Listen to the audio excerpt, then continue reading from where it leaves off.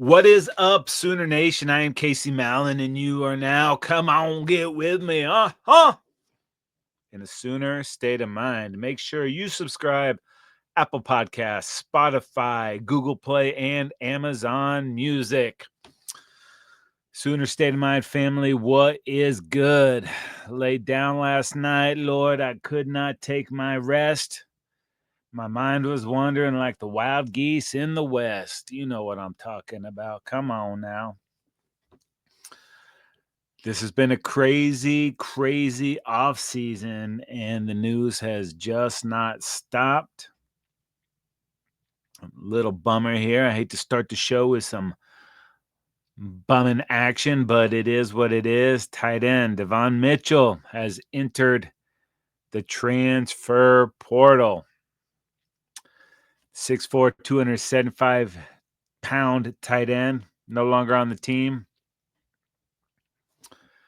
We haven't gotten official confirmation yet, but word floating around is he was dismissed from the program. 5-star recruit, reclassified to get to OU in 2024. We thought that would be a good thing. Had other teams following him, Miami, Alabama. They all wanted him. He came in to OU partly because he was a teammate with Michael Hawkins. And we kept waiting for this cat to get on the field last year, and it just never happened. Rivals had him as the top 10 tight end 2024, and we thought we would get huge contributions from this guy. And then the season started, and we never saw him on the field. And going into last season, BV had this to say about it. When Devin got here, Devin will be the first to tell you it took him a while to transition. I've been in the locker room for a long time, so I kind of know what this looks like. But having great focus wasn't something that he had in the spring when he first got here. And just timeliness, showing up with the right clothes on, being on time, turning in assignments, just all the stuff that a lot of kids do when they go to college. What? Nothing malicious, great young man, but he couldn't get out of his own way. And he's decided to lock in and focus here since school started. He's been down on the scout team with us, and everything has been completely and totally different. With a lot of help and support from both home and then him taking a good hard look at himself, he's done a really nice job. He's been a scout team player of the week, and so he may have an opportunity to be part of what's going on. But for him, he'd be the first one to tell you he was a non-factor all of fall camp. He was a non-factor all of summer. He's been a non-factor in spring ball, a non-factor in winter conditioning, only because of the things I'm talking about. But like I said, everything is he's flipped the switch. He's been getting after it. He's been accountable, and he's been a scout team player of the week, and he's been a dude. You know, that dude that we know he can be, and hopefully he'll continue to be. Didn't hear a lot of good stuff there. I know he was young, but not coming in the right clothes, not doing homework, not doing the little things. If you don't do the little things, how can you do the big things? And we waited all year to see him. We weren't getting a ton of production out of the tight end room between Roberts and Bauer Sharp and all the injuries to the receiving room. There was ample opportunity for this cat to get on the field. We were dying for a playmaker at the tight end position. And despite what you heard VB say in September, that never came to fruition. And then we got all stoked when we thought we were going to see him against Navy in the bowl game. And he didn't play down. And when we didn't see Mitchell in that game, he came out and implied that it was his fault, taking accountability, not blaming the coaches. So we thought that maturation process was continuing, but apparently it was not. Fast forward to spring 2025, his weight had ballooned up to 275. And the reports was he was an afterthought on the depth chart. And the dude making the most noise is Jaron Kanik, a converted linebacker. You're telling me this dude wasn't doing the things he needed to do with all of this opportunity right there? I have Kanik, Pittsburgh State transfer Will Huggins, Kennesaw State transfer Carson Kent. And this dude was nowhere to be found. Like I said, it's not an official report, but the word was that he was dismissed from the program. You know, it used to be if you had the measurables that you had a lot more slack. You had time to get your shit together. But with NIL, with the Bucks being what they are and roster limits, don't forget we're down to 105 roster spots. Production is the name of the game now. You don't produce, deuces, baby. We don't have room for you. And especially if you're not handling business, doing the things you need to be doing. So, it felt like the Sooners were patient with this cat, reclassifying, get it. You maybe come in a little immature. I understand that, but to not make progress and to see how it went south last year, and then you get to spring 2025 and it's the same BS. Sorry, bro. It is a bummer. It's totally unfortunate, but still a young cat. Maybe this experience will be the catalyst for him to get his head on right and figure it out. He won't be the first one that struggled with this, and he will not be the last one, but to have all that ability, but just not the right mindset, it's a total bummer. And I know the coaches can only do so much when a player doesn't hold up their end of the deal, when they're not doing or putting in the work they need to. But I have to assume this puts even more pressure on Joe John Finley, who might have lost almost all his favor with the fan base. Can't get on there and talk with the crazies because they hate everybody, want to fire everybody and kick everybody off the team, blah, blah, blah, blah. But with good reason now. And I'm not going to pointing fingers at you. I'm not going to do that to JJF. But at some point, we need one of these tight ends to live up to the hype or at least contribute. Where's Gresh? Where's Mark Andrews? It's been a long time since we've seen a tight end get better or even be a big part of the offense. And we need it. And last year, there was so much hope around Bauer Sharp. We heard all the stuff. Spring camp, looking great.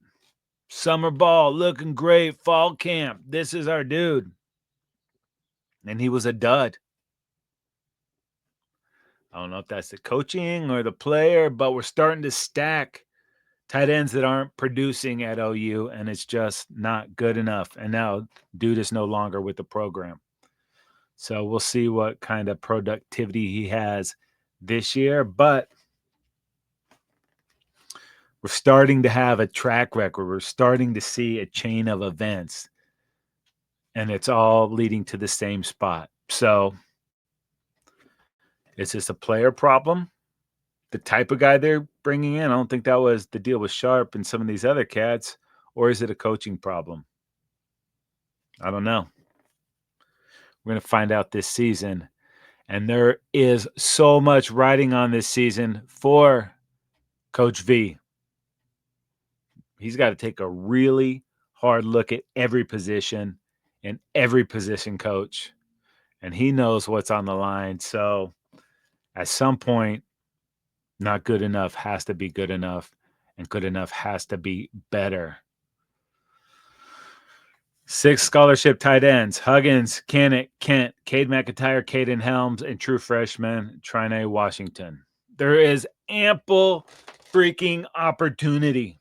Who is going to snatch it up? One of these dudes has to step up. And like I said, the days of waiting for potential to materialize, going away, baby. The good news, though, is now that that picture has changed, there is still a ton of time before fall camp and before the Sooners' first game. But, and I'm going to preface, there's lots of buts in today's show, but things cannot continue the way they've been going. It's not up to the standard, and I'm not seeing the improvement. You know, maybe we see that this season with the Arbuckle offense, with what on paper looks like will be highly improved quarterback play, but it's gotta happen. Now, Mitchell still has 4 years of eligibility, and hopefully he can sort it out. Just a total bummer. I had so much expectation and hype and excitement for this player, and it's gonzo, baby. Oh, deja vu all over again. So Yogi Berra saying.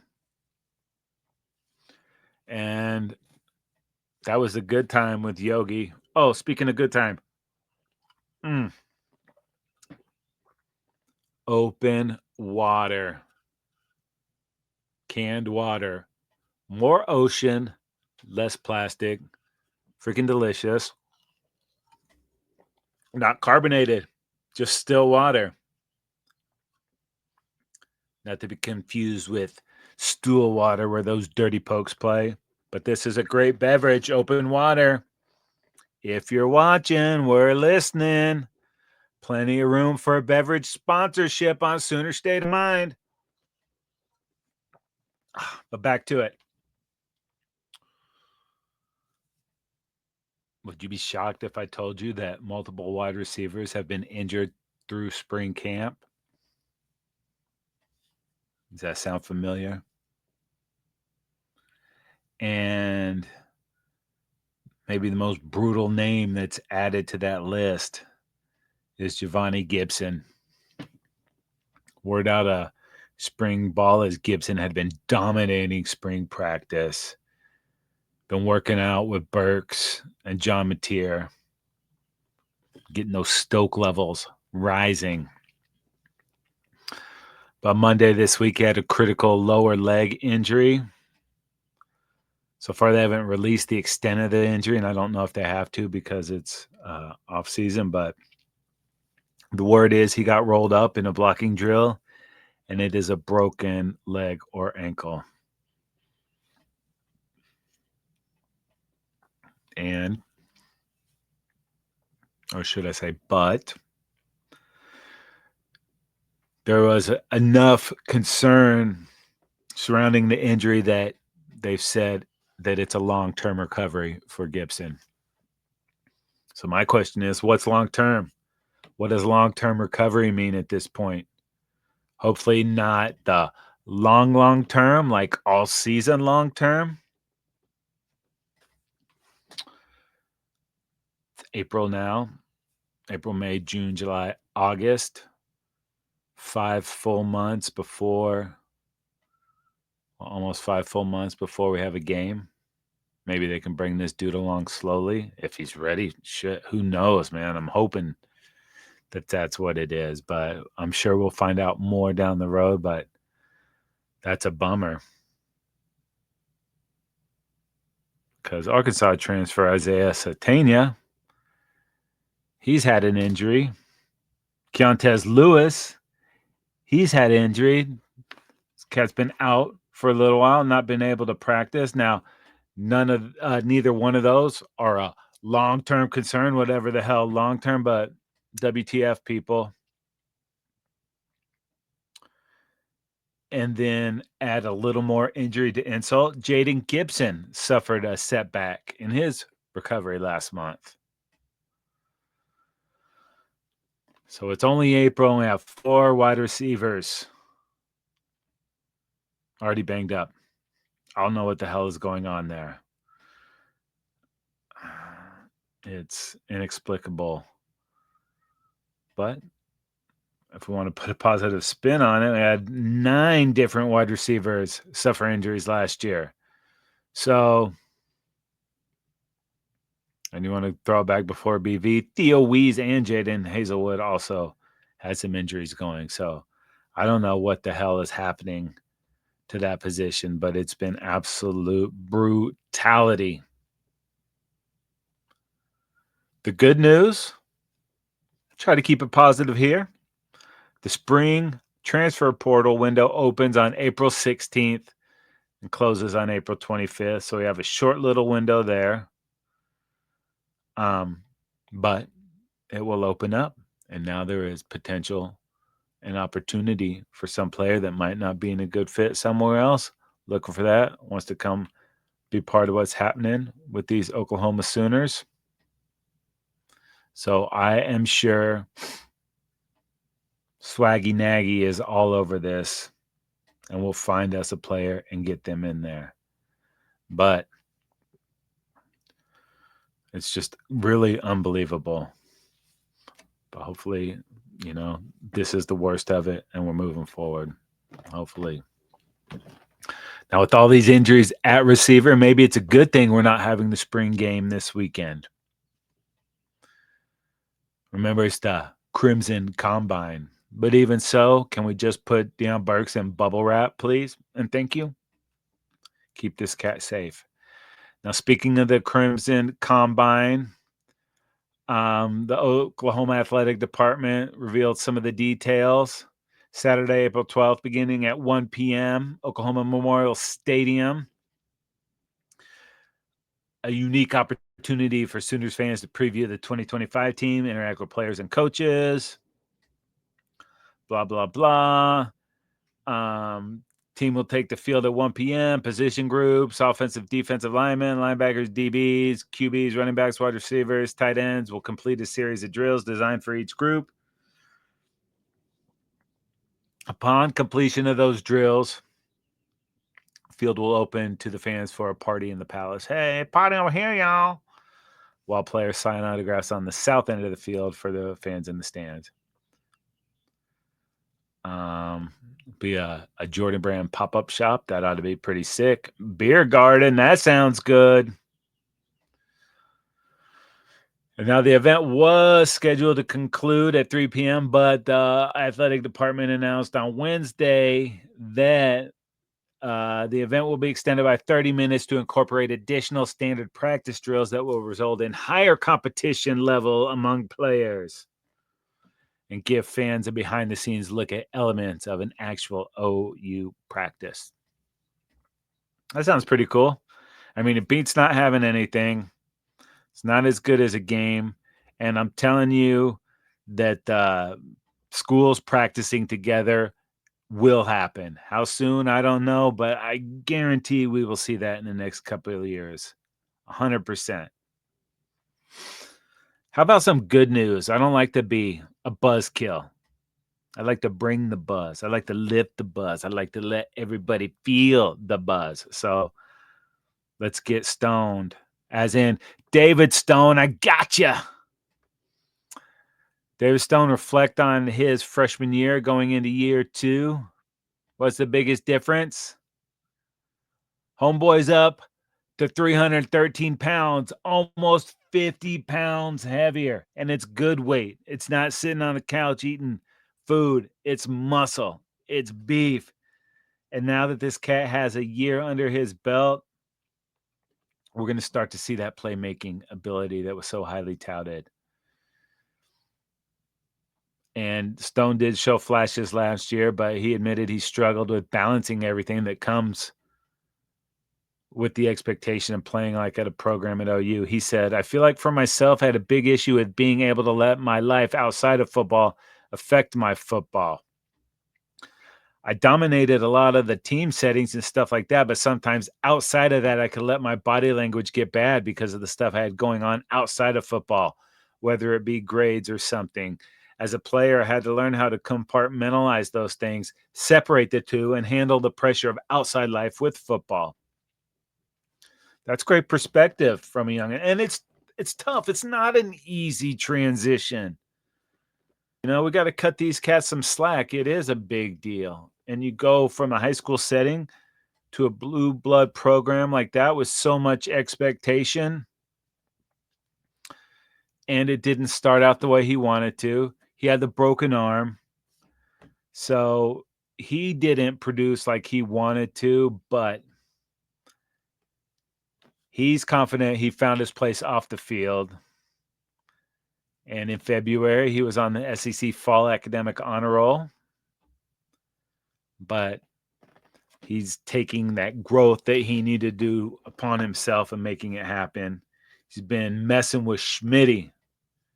And he said he's dedicated himself more to the unglamorous parts of football, doing that work that nobody sees. He also said, I feel like this year I made the jump as a player, being able to dominate this space, whether it's in life or football. On the field, I've been killing it this spring. Winter workouts was a fun time for me. Making those small improvements all over has been a big part of my game so far. So, bigger, stronger, faster, smarter. I think we're going to see a lot out of Stone this year, and I am completely stoked about it. And he's got his homies to help him up. Dominic Williams, Grayson Halton, Jaden Jackson. I am completely stoked for this defense. Stone also credits defensive tackle coach Todd Bates with this improvement. He said, during spring, I was second on the team in sacks. In fall camp, I led the team in sacks, but I let a lot of things outside football affect how I was carrying myself.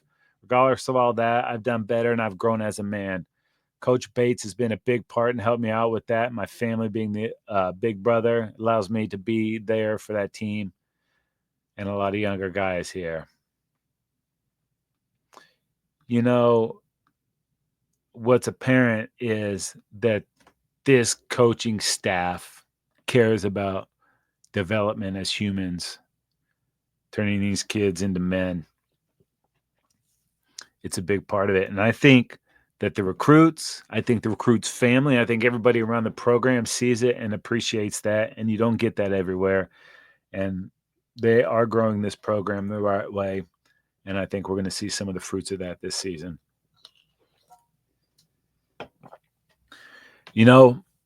I say it a lot on this show about how spoiled this fan base has been with quarterback play over the last 20 years. Talk about it all the time. Well, ESPN just confirmed that assertion. They ranked the top 90 college football quarterbacks of the 2000s, and there are plenty of Sooners on that list. Coming in at 44, Landry Jones, over 16,600 passing yards, 64% completion rates, 123 touchdowns, 52 INTs, and 3 rushing TDs. And the fan base still ate Landry alive. Number 37, Jason White. Almost 8,000 passing yards, 63% completion rate, 81 TDs, 24 INTs, 2 rushing touchdowns. The knee injuries really derailed what type of career White could have had. And he was so banged up going into that national championship Sugar Bowl against LSU that I think the injuries kind of just caught up with him. And if he'd been healthy in that game, I think we probably win that thing. Oh, that was brutal. That was so brutal. At 28, Jalen Hurts. Yeah, Alabama and Oklahoma. Overall, almost 9,500 passing yards, 65% completion, 80 TDs, 20 interceptions, over 3,200 rushing yards, and 43 rushing TDs. Got the Sooners to the playoffs. Just needed a little help with the defense. We couldn't get it there, but he had an awesome season for OU. We'll never forget the comeback against Baylor, but it all started was squatting, what was it, the 600 pounds in the locker room. After that little clip came out, you could tell that the team was all in on this guy. And as you see him leaving as the Super Bowl MVP, Super Bowl champion, that you can't outwork Jalen Hurts. And he's got the right temperament to be a pro quarterback, and he's a phenomenal leader. So even though I hate the stupid Eagles, I got love for my guy Jalen. Number 24, DG, dime time, baby. Ohana forever. 18,722 passing yards, 65% completions, 155 TDs. That sounds like some kind of record. 32 INTs, 1,200 rushing yards, 33 rushing TDs.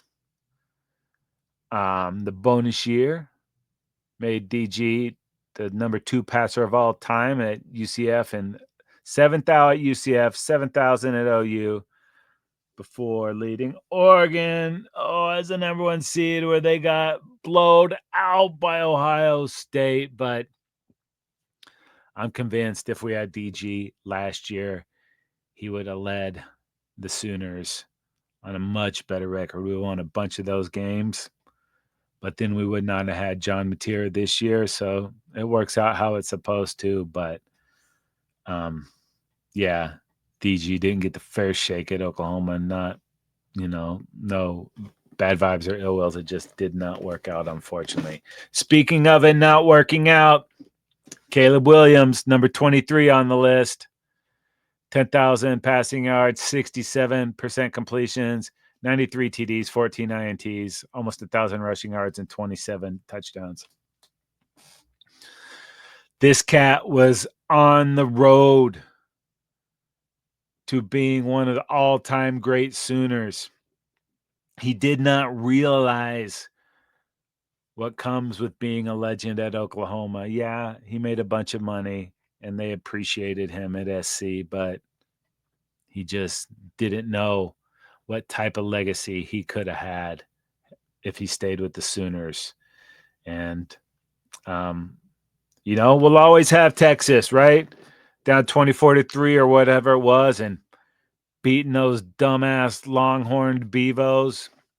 He'll always have a little bit of equity in my heart. So, but he threw away what could have been. But, it is what it is now. We've moved on. Number 15 on this top 90 list, Sam Bradford. Over 8,400 passing yards, 68% completions, 88 TDs, just 16 interceptions, 5 rushing touchdowns. The 2008 OU offense. He had 4,700 passing yards, 50 touchdowns. The Sooners scored at least 58 points in 6 consecutive Big 12 games that year. Stupid BYU knocking him out of the game.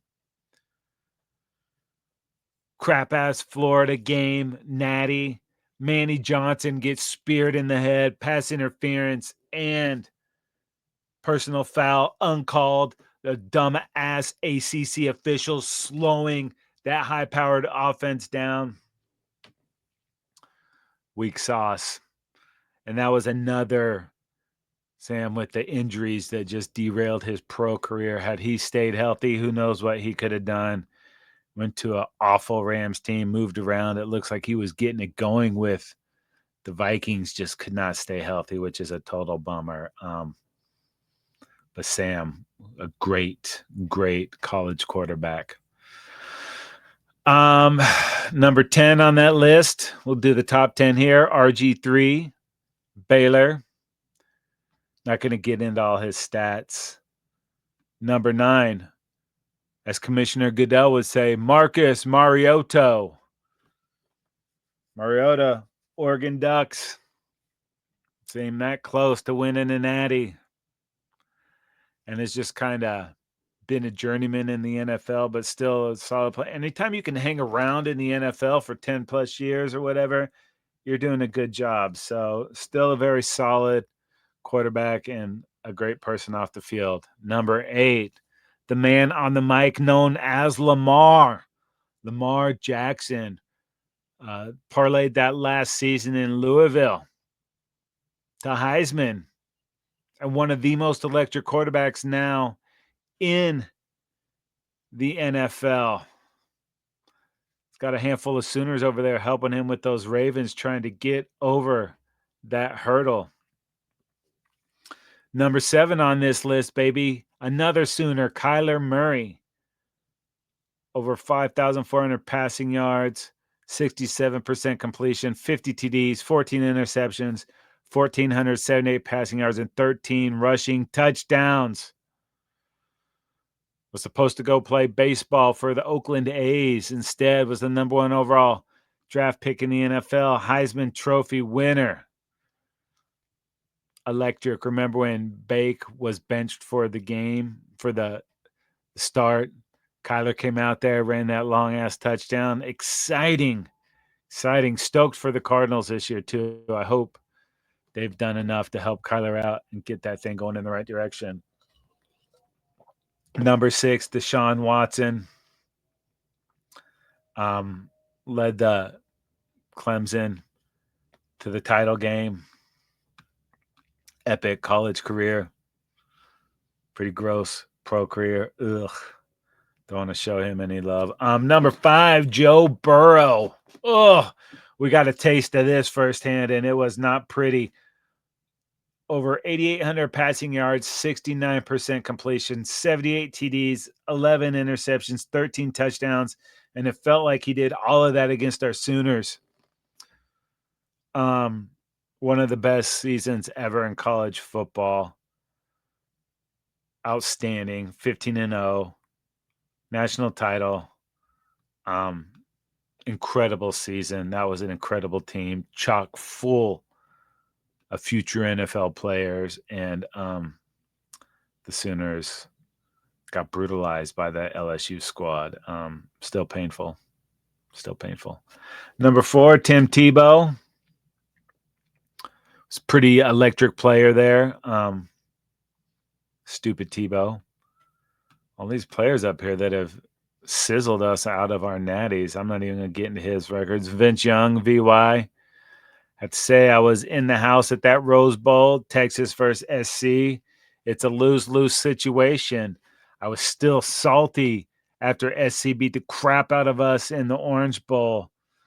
Ugh, Texas, what do you do? It was disgusting, but an epic game, and I loved seeing SC lose that game.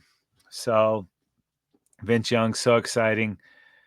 Not sure he would do the work that he needed to do to be in the NFL, but one hell of a college quarterback. Number 2 on this list, Cameron Newton. He also got the natty. And also, when he got kicked off of Florida, he won a national title at Blinn College for JUCO and led the Auburn Tigers to their first title since 1957. Got into the NFL, had a pretty good career, got to the Super Bowl, 15-1, and they got destroyed by the Broncos. Yeah, and that's it from Cam. So, who could be number 1 on this list? Do they do a little shaking? Yep. Do they do a little bacon? Yep. You know who it is. It is Baker M.F. Mayfield. One of my favorite Sooners ever. Career stats, 14,607 passing yards, 69% completion rate, 131 touchdowns, 30 interceptions, 1,083 rushing yards, and 21 rushing TDs. Now, ESPN said Newton, Young, and Burrow had the best seasons, but Mayfield had the best career. This guy walked on at Tech and Kingsbury. Didn't like him enough to offer him a Scully. He came to OU after Trevor Knight led the Sooners that beat down Alabama in the Sugar Bowl. And Baker came in that next year, took the starting job, and stole all our hearts with that comeback win against Tennessee. And it was after that game that I always believed we could win with Baker. Thought we had a chance in every game and he would always do enough. And it is a crime that we did not get him and Natty against Georgia in that stupid Rose Bowl. Oh my God. Still painful, that stupid squib kick before halftime. Riley got the squib. Georgia got that field goal, and it gave them life. And that team was so good. Baker was so good. Planting the flag at Ohio State. Look how that's reverberated through college. Even the NFL. Joey Bosa or Nick Bosa still salty about it.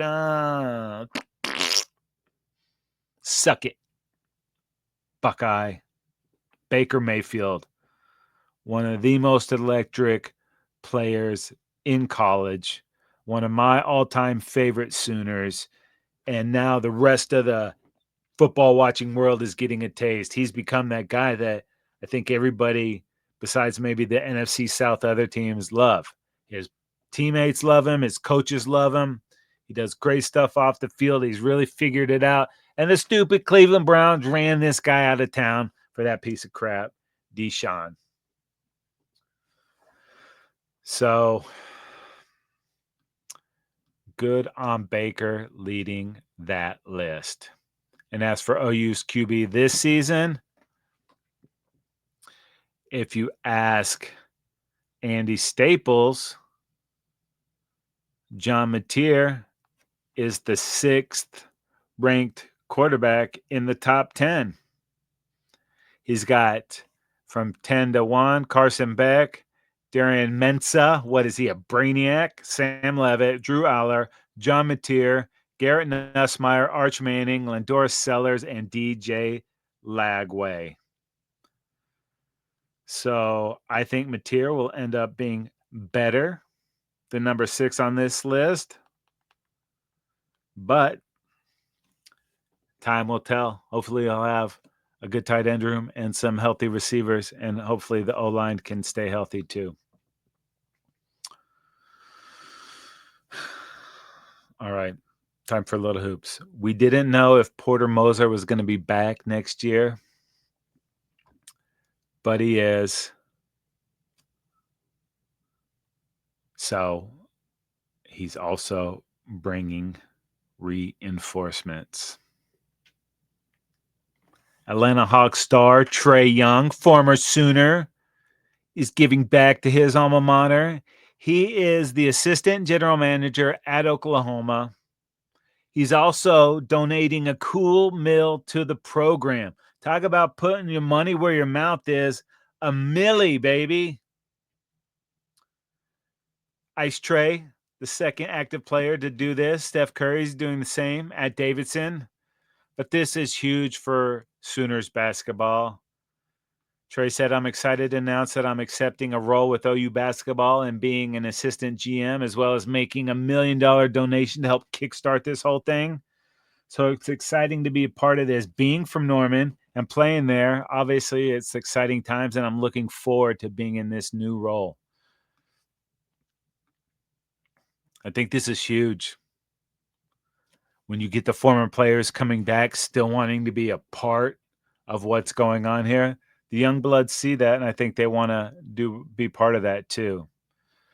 Trey also said, I think obviously today the game has changed with the NIL and college basketball. The way it's changed, I think it's a perfect time for guys to be more involved with the schools that made them who they were, or just help kind of push them to who they were, Young said. I know for someone like Steph and me, I mean, we represent our schools off the court and in the locker rooms, talk trash all the time. So now to be able to represent even more is going to be even more special. That is pretty awesome. Young was the 2018 NCAA scoring champ, assist leader, first team All Big 12, Big 12 Freshman of the Year, and the Wayman Tisdale Award winner, first team All-American, can't miss prospect. And he is still doing Ice Trae things in the association. Well, Sooners Coming off the 2014 season, they made it to the tourney. They lost a close game to UConn, but they're trending in the right direction. Unfortunately, and we kind of knew this was coming, Jeremiah Fears gone to the NBA draft. And we knew that was going to happen. We just kind of hoped that it wouldn't. But when you're going to be a lottery player, kind of got to go. Averaged over 17 points, 4 rebounds, and 4 assists a game. Started 31 games this season. And he really put it together down the stretch, the last handful of games. He just like took it to another level. And that's when we were like, okay, we know this is what's happening. 12 games with at least 20 points. Career high 31 points against Mizzou in a must-win to kind of keep the Sooners working towards making the tourney. And who I can't say it, but I'll never forget, who could forget the 30 points in that win over Michigan early in the season. Sooners are also losing guard Duke Miles. He committed to Virginia. He had just over 9 points a game and was OU's best three-point shooter at 43%. So what are we going to do now? Porter Moser's not sleeping. Went out and got Miami guard Nigel Pack for the Sooners. It's a graduate transfer. Signed with K-State out of high school. Played there for 2 years before jumping in the portal. He was solid with the Canes. Better than 40% from 3. And last year averaged over 13 points and almost 4 assists a game. He'll be coming to lead these Sooners. That's pretty sweet. Who else we got? Tay Davis from Notre Dame. He started at Seton Hall and then went to Notre Dame and now is coming to OU with 1 year left. For a career, 9 points, 4.4 rebounds. So that's not too bad. His coach at Notre Dame said, I think he's just getting more and more confident as it goes. Still lots of holes to plug with this Sooner squad. The work is not done. It's a bummer about Fears, but we knew what was happening there, but still. And he had a good game. Like I said, we lost to UConn in that first round. It was a tough get. And had we beat UConn, we would play Florida. And as we know, Florida ended up winning it all. Oh, my God. Speaking of former Sooners, Calvin Sampson's got to be still just sick to his stomach.